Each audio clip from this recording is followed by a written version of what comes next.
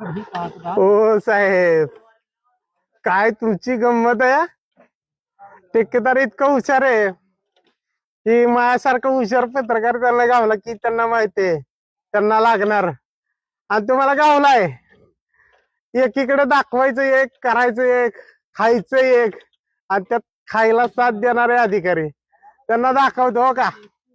ते मगाशी दाखवलं ते वेगळं होतं, आणि इथं बघा कसं प्रामाणिकपणा दाखवलाय. खर तर दाखवायचं एक, करायचं एक, बिलं काढायची आणि नेत्यांची आणि या ठेकेदारांची घरं भरायचं काम हे अधिकारी वर्ग करतायत. खर तर ही सगळी कामं ठेकेदार, अधिकारी आणि नेते मिळून मिसळून बसून खातायत. जनता टॅक्स भर, टॅक्स. कसं टॅक्स भरायचा, नाही तर घरी जप्ती येते बर का. तुम्हाला जनतेला तुम्हाला रस्त्यावर उतरायला लागेल. ही गेंड्याच्या कातडीचं सरकार आहे, आणि या सरकारमध्ये बसलेले अधिकारी हे अधिकारी नाहीत, हे त्यांचे कार्यकर्ते आहेत. त्यामुळं ह्यांच्या कारवाई होईल याची अपेक्षा पण करू नका. मी तर करत नाही, मात्र मी माझं काम सुरू ठेवणार आहे आणि जनतेच्या समोर हे सगळे प्रकार उघडकीस आणणार आहे.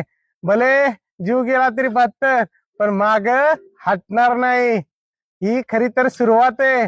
आगे आगे देखो होता है क्या. बघा बघा केवढा मोठा हा रोड आहे. बांधकाम विभागाचे अधिकारी साहेब, मला काय एवढं कळत नाही यो रोड किती एमएमचा आहे, किती लागतात. पण देवानं आणि शाळेतल्या शिक्षकांनी एवढं शिकवलंय की हे एका बारवर टिकल की नाही याची मी गॅरंटी देऊ शकतो. साताऱ्यात बापट साहेबांनी पण आमच्या इतिहास घडवला. एका बारवर नाला उभा केला आणि पहिल्याच पावसात गेला. मात्र ह्यो नाला पण पहिल्याच पावसात जाणार याची मी गॅरंटी देतो. कारण की हा रस्ता आहे पावसाळी प्रदेशातील महाबळेश्वर पोलादपूर रस्त्यावरचा.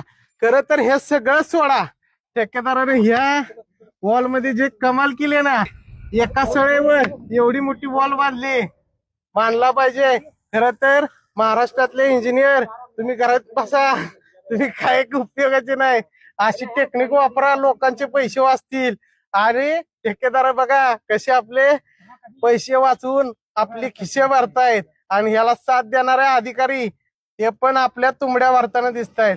यामुळं माझी आता प्रशासनाला एवढीच विनंती आहे, या तुंबड्या भरणाऱ्या अधिकारी आणि ठेकेदार यांच्यावर कारवाई करणार का.